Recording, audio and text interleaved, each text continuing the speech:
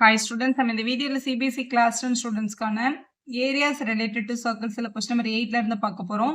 இதுக்கு முன்னாடி இருக்க எல்லா கொஸ்டின்ஸோட ஆன்சரும் நம்ம சேனல்ல இருக்கு. தேவைப்பட்ட ஸ்டூடெண்ட் பார்த்துக்கோங்க. A horse is tied to a peg at the corner, one corner of a square shaped grass field of the side 15 cm கொடுத்திருக்காங்க. ஒரு ஸ்கொயர் ஷேப் ஃபீல்டு உங்ககிட்ட இருக்கு. இதோட சைடு வந்து 15 சென்டிமீட்டர் இருந்தது. அதாவது எல்லா சைடுமே 15 சென்டிமீட்டர். கொஸ்டின்லயே அவங்க வந்து ஸ்கொயர்னு மென்ஷன் பண்ணியிருக்கிறதுனால எல்லா ஆங்கிளும் 90 டிகிரி தான் இருந்திருக்கும் டெஃபினட்டா. ஸோ அந்த ஹார்ஸை வந்து அவங்க டைப் பண்ணியிருக்க ரோப் வந்து 5 மீட்டர் லாங் அப்படின்னு சொல்லியிருக்காங்க. ஸோ 5 மீட்டர் லாங் இருக்க ஒரு ரோப்ல வந்து டைப் பண்ணியிருக்காங்க. இதில் 2 கொஸ்டின் கேட்டிருக்காங்க. ஃபர்ஸ்ட் கொஸ்டின் வந்து area that part of the field which can horse can கிராஸ்ன்னு கேட்டிருக்காங்க. ஹார்ஸால இதுல வந்து எவ்வளவு தூரம் வந்து போயிட்டு வர முடியும், எவ்வளவு தூரம் மேய முடியும், அதுதான் அந்த கிராஸ் த லேண்ட்ன்றது. இதை கேட்டிருக்காங்க உங்களை. இப்போ இந்த பார்ட்டை நம்ம கண்டுபிடிக்கணும்னா இது ஆக்சுவலா ஒரு செக்டர் தான். ஏரியா ஆஃப் த செக்டர் கண்டுபிடிச்சாலே போதும். இந்த ரோப் எவ்வளவு தூரம் போதோ அவ்வளவு தூரம் தான் ஹார்ஸால வந்து வாக் பண்ண முடியும். அந்த ரோப்போட லென்த் வந்து 5 மீட்டர் இருந்தது. 15 மீட்டர்ன்றது இந்த ஸ்கொயரோட டோட்டல் சைடு. நம்ம அதை யூஸ் பண்ண தேவையில்லை. நம்ம இந்த செக்டரோட ஏரியான்றதுனால ரேடியஸ்க்கு 5 தான் அப்ளை பண்ணணும். ஸோ ஃபர்ஸ்ட் பார்ட்டுக்கு ஏரியா ஆஃப் த செக்டர் எழுதிக்கலாம். நம்மளோட basic formula theta by 360 degree into pi r square அப்படின்றது தான். பைக்கு பதில் பை வேல்யூ 3.14 அப்ளை பண்ணிக்க சொல்லியிருக்காங்க. தீட்டா வந்து இது ஒரு ஸ்கொயர் ஷேப்ன்றதுனால 90 டிகிரி. அப்போ இது 90 degree divided by 360 multiple by pi r square. பைக்கு பதிலாக 3.14 போடணும். ரேடியஸ் அப்படின்றது இந்த செக்டரோட ரேடியஸ் 5, அதனால இங்கே 5 ஸ்கொயர் அப்படின்னு எழுதிக்கலாம். ஸோ 90யும் 360 கேன்சல் பண்ணிக்கலாம். இது 1 டைம், இது 4 டைம். 0 கட் பண்ணிட்டு 9 டேபிள் எழுதினா கூட கரெக்ட் தான். இப்போ இந்த ரிமைனிங் இருக்க டேர்ம்ஸ்ன்னு பார்க்கும்போது மேலே வந்து ஒரு 3.14 இருக்கு. 5 ஸ்கொயர் பண்ணா 25. டினாமினேட்டர்ல நம்ம கிட்ட ஒரு 4ன்ற வேல்யூ மட்டும் இருக்கு. ஸோ மேலே மல்டிபிள் பண்ணிக்கலாம். மல்டிபிள் பண்ணா 78.5 கிடைக்குது. இங்கே டிவைடட் பை 4 இருக்கு. ரெண்டுத்தையும் டிவைட் பண்ணா நமக்கு கிடைக்கிற ஆன்சர் 19.625 சென்டிமீட்டர்ல. இங்க மீட்டர்ல கொஸ்டின் கொடுத்திருந்தாங்கன்னா மீட்டர், சென்டிமீட்டர்னா சென்டிமீட்டர் அப்ளை பண்ணும். கொஸ்டின்ல மீட்டர் தான் கொடுத்திருக்காங்க. ஸோ இதுவுமே மீட்டர் தான். ஸோ மீட்டர் ஸ்கொயர் அப்படின்னு எழுதி ஆன்சர் கம்ப்ளீட் பண்ணுங்க. இப்போ இதுல இந்த செகண்ட் பார்ட் ஆஃப் த கொஸ்டினை பாருங்க. The increase in the crossing area if the rope were 10 metre long instead of 5 metre. 5 metre rope இல்லாம இதுல வந்து 10 மீட்டர் ரோப்ல வந்து நம்ம வந்து அந்த ஹார்ஸை டைப் பண்ணோம்னா எவ்வளோ ஏரியா வந்து இன்க்ரீஸ் ஆகும் அப்படின்றத கண்டுபிடிக்க சொல்லியிருக்காங்க. அப்போ நான் இங்கே லைன் போடுறேன் பாருங்க. இவ்வளோ ஏரியா இன்க்ரீஸ் ஆயிருக்கும். அவங்க வந்து யூஸ் பண்ண போற ரோப் வந்து 10 மீட்டர் அப்படின்னு கொடுத்துருக்காங்க கொஸ்டின்ல. ஏரியா இன்க்ரீஸ் மட்டும் தான் கேட்டிருக்காங்க. அப்போ என்ன பண்ணணும்னா ஃபர்ஸ்ட் இந்த 10 மீட்டர் ரோப் இருக்குல்ல, இதோட பெரிய செக்டரோட ஏரியாவை கண்டுபிடிச்சிட்டு நம்ம ஆல்ரெடி கிராஸ் பண்ண இந்த ஏரியாவை சப்ட்ராக்ட் பண்ணிட்டோம் அப்படின்னா அந்த எக்ஸ்ட்ரா எவ்வளோ ஏரியா இன்க்ரீஸ் ஆயிருக்கு அப்படின்றத கண்டுபிடிச்சிடலாம். ஸோ ஃபர்ஸ்ட் இந்த 10 மீட்டர் யூஸ் பண்ணி இந்த பெரிய செக்டரோட ஏரியாவை கண்டுபிடிக்க போறோம். ஏரியா ஆஃப் த செக்டரோட பேசிக் ஃபார்முலா நம்ம இங்கே எழுதி வச்சிருக்கோம் ஆல்ரெடி. ஸோ அதே பேஸ் பண்ணி ஏரியாஸ் ஈக்குவல் டு தீட்டா வந்து மறுபடியும் 90 தான், ஏன்னா அதே ஸ்கொயர் ஷேப்ல தான் இருக்கு. Multiple by pi r square. Pi value 3.14. Rope வந்து 10 மீட்டர் யூஸ் பண்ணியிருக்கிறதுனால இங்கே 10 ஸ்கொயர்னு அப்ளை பண்ணியிருக்கணும். இது 1 ஜார், இது 4 ஜார்னு கேன்சல் பண்ணிக்கலாம். நியூமரேட்டரில் 3.14 மல்டிபிள் பை 10 ஸ்கொயர் பண்ணால் 100 வரும். டினாமினேட்டரில் 4 இருக்கு. 3.14 100ல் மல்டிபிள் பண்ணும்போது இங்கே இருக்க பாயிண்ட் வந்து 2 பிளேஸ் என்ன ஆகிடும், மூவ் பண்ணிடும். அப்போ 314 டிவைடட் பை 4 அப்படின்னு கிடைச்சிருக்கும். ஸோ இதை கேன்சல் பண்ணிட்டோம், நமக்கு 78.5ன்னு கிடைக்குது. 78.5 மீட்டர் ஸ்கொயர் அப்படின்றது இப்போ செகண்டாக நமக்கு கிடைச்ச ஏரியாவோட வேல்யூ. இப்போ எவ்வளோ ஏரியா வந்து இன்க்ரீஸ் ஆயிருக்கு அப்படின்றது தான் நம்மளோட கொஸ்டின். ஸோ இன்க்ரீஸ் இந்த கிரேசிங் ஏரியா தான் கேட்டிருக்காங்க. இது எக்ஸ்ட்ரா இது எவ்வளோ தூரம் கிராஸ் ஆயிருக்குன்னா பெரிய செக்டர்லேருந்து இந்த சின்ன செக்டரை மைனஸ் பண்ணிடணும். பெரிய செக்டரோட ஏரியா நம்ம கண்டுபிடிச்சிருக்கோம் 78.5 மைனஸ் இந்த ஸ்மால் செக்டரோடைய தான் ஃபர்ஸ்ட் பார்ட்டில் கண்டுபிடிச்சோம் 19.625 அப்படின்றது. ஸோ ரெண்டுத்தையும் மைனஸ் பண்ணிட்டா நமக்கு கிடைக்கிறது நம்மளோட ஃபைனல் ஆன்சர். ஸோ சப்ட்ராக்ட் பண்ணும்போது 58.875ன்னு கிடைக்குது. ஸோ மீட்டர் ஸ்கொயர்னு எழுதி ஆன்சரை கம்ப்ளீட் பண்ணிடலாம். இப்போ கொஸ்டின் நம்பர் 9 பார்க்கலாம். A brooch is made with a silver wire in the form of a circle with a diameter 35 millimeterன்னு கொடுத்துருக்காங்க.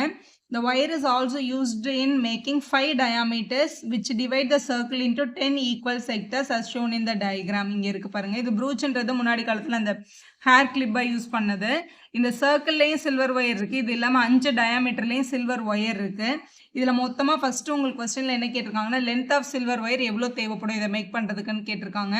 முதல்ல இந்த ஒரு சர்க்கிளுக்கு சில்வர் ஒயர் வேணும். இந்த அவுட்டர் சர்க்கிள்ன்றது வந்து circumference of the circle. Circumference of the circle நம்ம 2πr அப்படின்னு சொல்லுவோம். ப்ளஸ் நடுவில் வந்து டயாமீட்டர்ஸ் இருக்குது. எத்தனை டயாமீட்டர்ஸ் இருக்குது? 5 டயாமீட்டர்ஸ் இருக்குல்ல. அப்போ இங்கே வந்து 5D அப்படின்றத நீங்கள் ஆட் பண்ணணும்.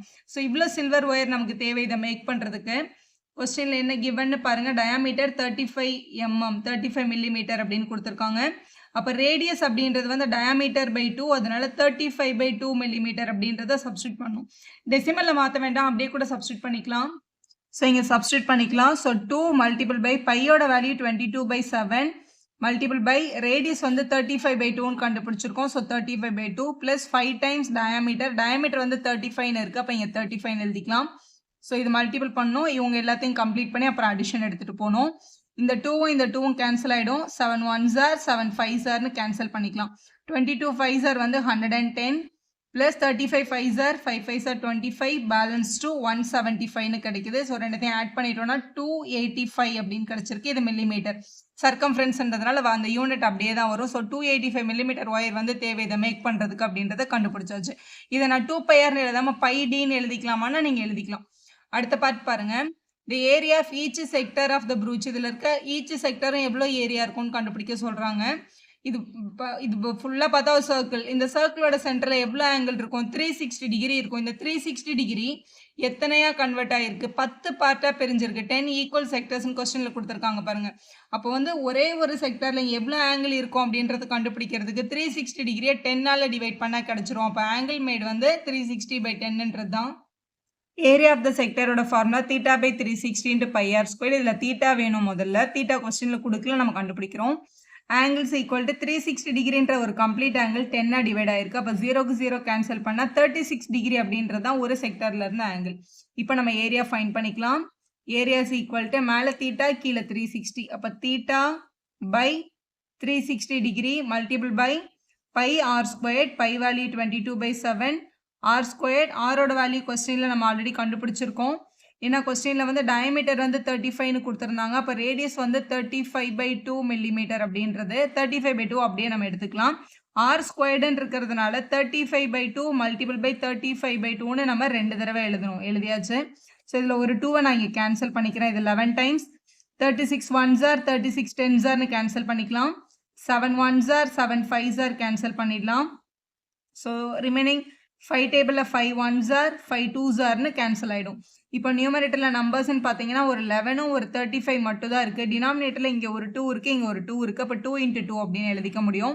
ஸோ இதை மல்டிபிள் பண்ணிடலாம். ஸோ 5 8 385 கிடைக்குது. கீழே 2 2s are 4 அப்படின்னு கிடைக்குது. 385/4 மில்லிமீட்டர் ஸ்கொயர் அப்படின்னு நம்ம ஆன்சர் பண்ணோம். ஏன்னா ஏரியாவோட வேல்யூன்றதுனால ஸ்கொயர் யூனிட்டில் ஆன்சர் பண்ணியிருக்கோம். இதை டிவைட் பண்ணி நம்ம டெசிமல்லையும் விடலாம். Question number 10 பார்க்கலாம். An umbrella has 8 ribs which are equally spaced. Diagram இங்க கொடுத்திருக்காங்க. Assuming umbrella to be flat circle of radius 45 cm. இந்த மேல இருக்க போர்ஷன் வந்து இப்படி ஓப்பன் பண்ணா கரெக்டா சர்க்கிளா இருக்க மாதிரி கன்சிடர் பண்ணிக்கோங்க. கன்சிடர் பண்ணிட்டு அதோட ரேடியஸ் 45 cm எடுத்துக்கலாம். Find the area between two consecutive ribs of the umbrella. இந்த ரெண்டு ரிப்ஸ்க்கு நடுவில் இருக்க இந்த ஏரியா தான் உங்களை கண்டுபிடிக்க சொல்லியிருக்காங்க. ஸோ ஏரியா ஆஃப் த செக்டர்னாலே நமக்கு தீட்டா வேணும். கொஸ்டினில் தீட்டா கொடுக்கல. முதல்ல நம்ம தீட்டாவை தான் ஃபைண்ட் பண்ணணும், ஆங்கிளை ஃபைண்ட் பண்ணணும். ஸோ ஒரு டோட்டல் சர்க்கிள் வந்து 360 டிகிரி நமக்கு தெரியும். இதில் 360 டிகிரி எத்தனை போர்ஷனாக பிரிஞ்சிருக்கு அப்படின்னு பாருங்கள். கொஸ்டின்ல இங்கே சொல்லிட்டாங்க 8 ரிப்ஸ் இருக்குன்னா அப்போ இந்த இடத்துல 8 பார்ட் இருக்குது. அப்போ ஆங்கிளை கண்டுபிடிக்கிறதுக்கு டோட்டல் ஆங்கிளை வந்து டிவைடட் பை 8 பண்ணால் நமக்கு கிடைச்சிரும். ஸோ இதோட ஆங்கிள் ஃபைண்ட் பண்ணிக்கலாம். ஸோ 8 டேபிளில் 8 1s are 8 4s are வரும் ஃபஸ்ட்டு. அதுக்கப்புறம் 4 ரிமைனிங் எடுத்தீங்கன்னா 45 டிகிரின்னு கிடைக்குது. ஸோ ஏரியா ஆஃப் த செக்டரோட ஃபார்முலா θ/360 × πr² அப்படின்றது தான். இப்போ தீட்டாக்கு பதிலாக நம்ம கண்டுபிடிச்சிருக்க 45 டிகிரியை சப்ஸ்டியூட் பண்ணிடணும். ஸோ சப்ஸ்டியூட் பண்ண போகிறோம். 45 degree divided by 360 degree multiple by pi value கொஸ்டினில் அவங்க எதுவுமே கொடுக்கலன்னா நம்ம 22/7 அப்ளை பண்ணிக்கலாம். ரேடியஸ் வந்து கொஸ்டினில் கொடுத்துருக்காங்க 45 சென்டிமீட்டர். ஸ்கொயர் இருக்கிறதுனால 45 மல்டிபிள் பை 45 நம்ம 2 டைம்ஸ் எழுதியிருக்கணும். 45 1s are 45 8s are இங்கேருந்து கேன்சல் பண்ணிக்கலாம் டைரெக்டாக. ஸோ வேறு ஏதாவது கேன்சல் பண்ண முடிஞ்சால் கேன்சல் பண்ணிக்கலாம். இப்போ இது 2 டேபிளில் இது 4 டைம்ஸ், இங்கே 11 டைம்ஸ் கிடைக்கும். இப்போ இந்த ரிமைனிங் இருக்க நம்பர்ஸ் மட்டும் மல்டிபிள் பண்ணிக்கணும்.